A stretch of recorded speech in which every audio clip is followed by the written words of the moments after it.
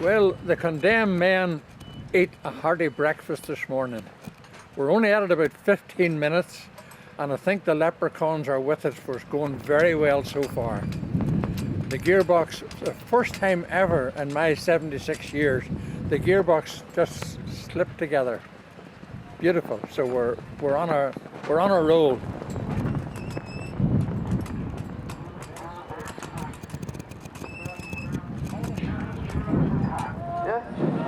Okay. Alright then. Okay, alright. Hang on, I forgot to tell you, honey. If you don't feel my leg anymore, it means I fell off. Okay? Way up we go.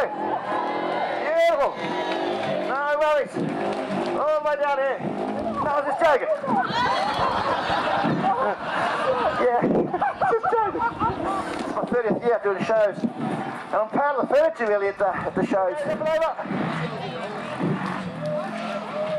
No worries!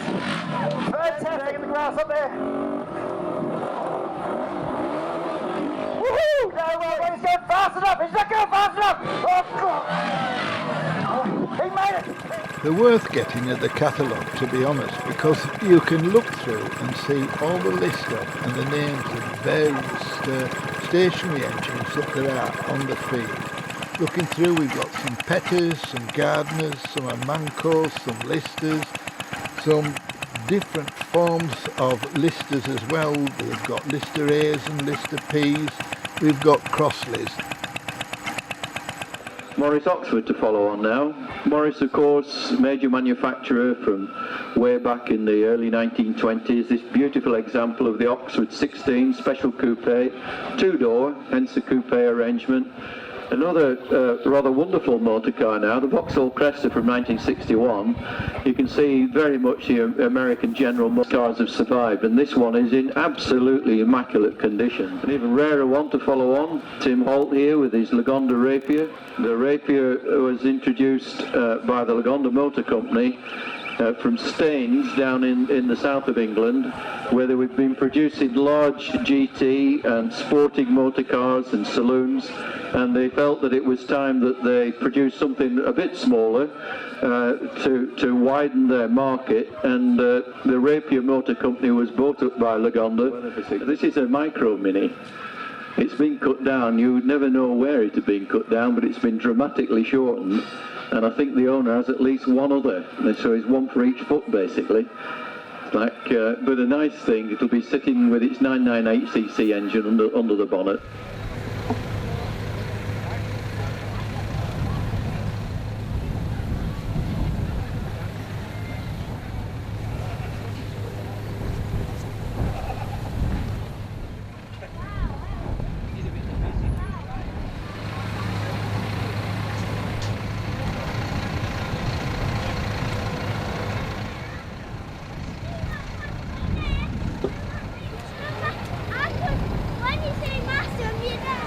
Definitely getting to the relaxing time, to be honest. Just sat there and stood there and having little bits of run-arounds in your machine.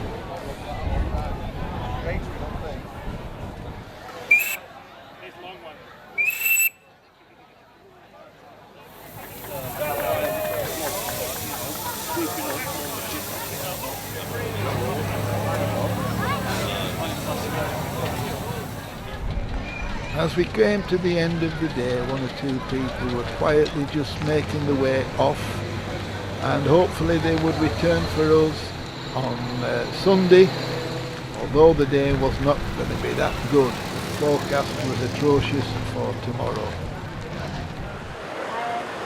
This is now Sunday morning, and yes, I know it's a bit noisy. Overnight and into this morning, the rain has been incessant. The noise is the rain lashing down on this marquee roof. Sunday was a day to be inside for me, and forget about what was happening outside, because in fact nothing was happening outside. Here is proof if proof was needed, and I really don't think it could have got any worse.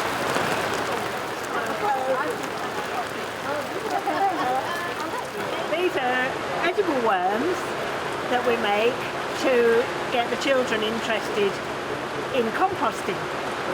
But they won't eat them. look, they're gorgeous.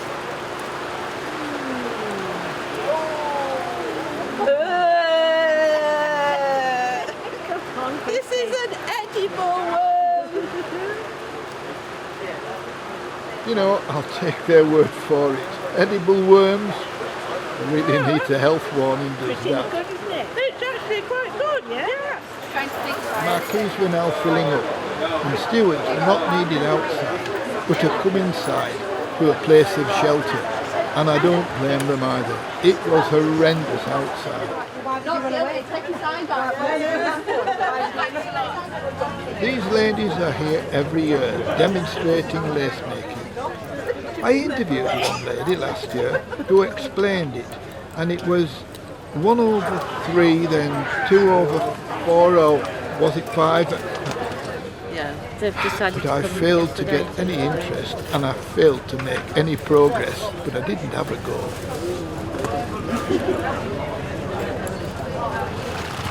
The rain had been incessant all morning, and the only people walking about in the mud, these were the stewards. There were 1 or 2 brave souls at their demonstrations, and wood cutting in waterproof was testament to their display.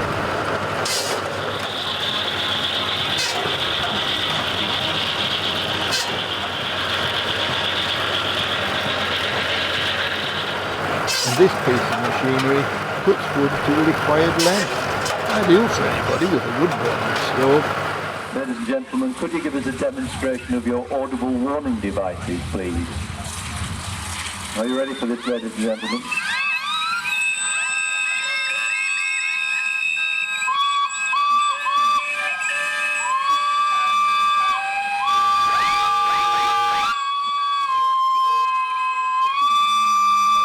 Alex Shorthouse's engine, Coal and Coke, with the name of a local coal delivery firm in this part of the world.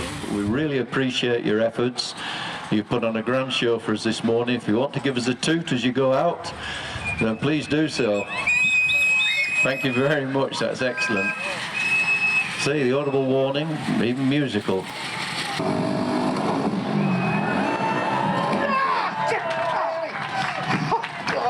Smashed my head on the handlebars. Oh God, that was hard work. Ladies and gentlemen, I hope you appreciate how hard this was in the wet. It was hard. I've actually hurt my foot. Right, I didn't land properly, but I made it. You got any painkillers in there, mate? So from the Kangaroo Kid, thank you very much. Give me some of that gas there. Go on, don't tap on. Alex, tell me about this wagon, because it's a little bit special. It is. It's a local Cumbrian wagon, which is nice, which is back in Cumbria, but it's got quite a checkered history of events in its life. Starting off, it was supplied in 1924 to the Greenside mine in Ullswater, and it ran from there till 1936, and its job was carting the lead ore down from the mine, which was quite a steep pass down to Glenridding station to the railway, and then taking coal back from the railway station up to the mine to run the rest of the steam engines up there. It was one of 3 Sentinel wagons that they had at the mine, and it ran until 1936. The other 2 Sentinels were sold, and petrol lorries were acquired for the business, but they kept this Sentinel running on, and the driver and the fireman had inquired with the management that when were they going to get a new petrol lorry, and were told they had another 2 years to wait. So they staged an accident with the wagon, which at the time it was in the local papers of the article saying that it was obviously a runaway accident with a mechanical failure, but it wasn't. They decided that they would dispose of it and get themselves a new lorry.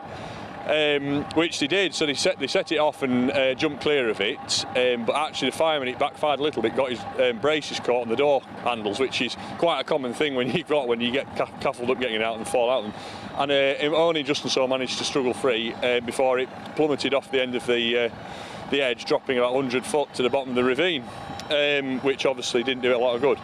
And it remained there. They looked at recovering it and decided it wasn't worth doing anything with it, so it got left and forgotten about.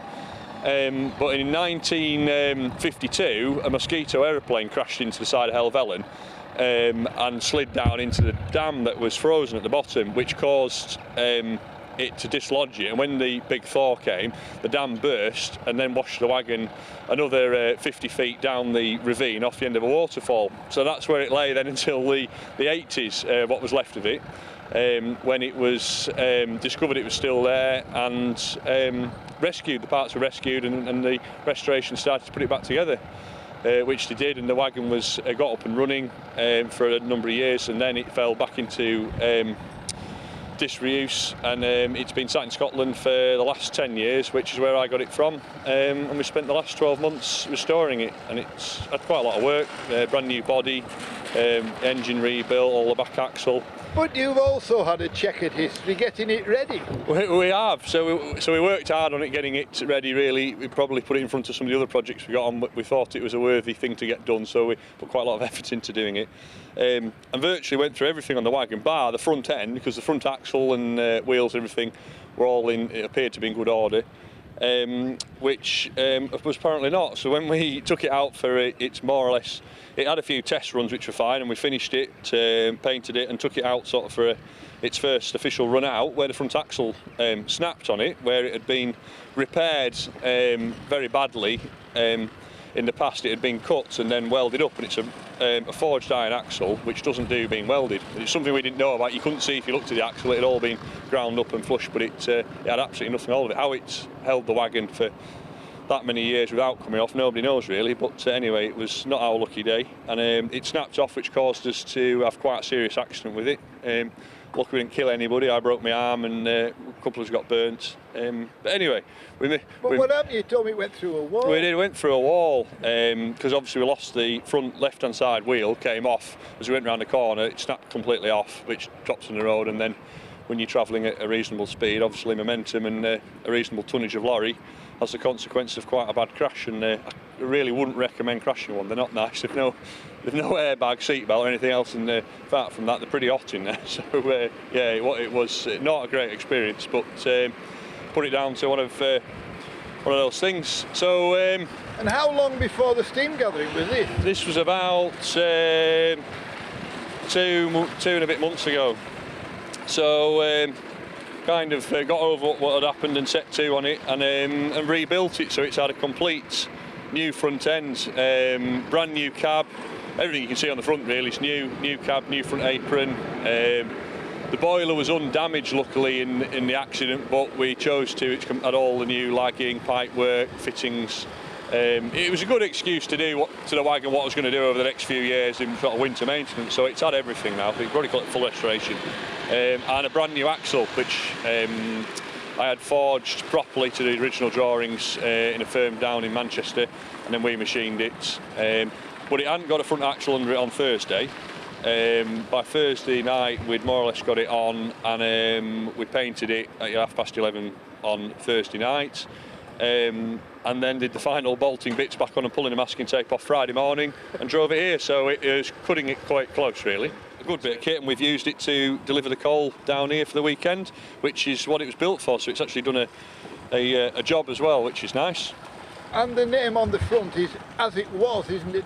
I believe Cumbria had a coal and coke. It was a coal and coke company, so yeah, we've kind of copied that. Obviously, it's got my name on the front now, but that's what it does, and it's a little bit of advertising for our coal merchants business that we have. So yeah, it's a good all-rounder, really. It will do 40 mile an hour, but you're fairly pushing it there. But it's very comfortable at 30. We've won the best steam lorry in show, so no, that's great. Yeah, we're very pleased with that.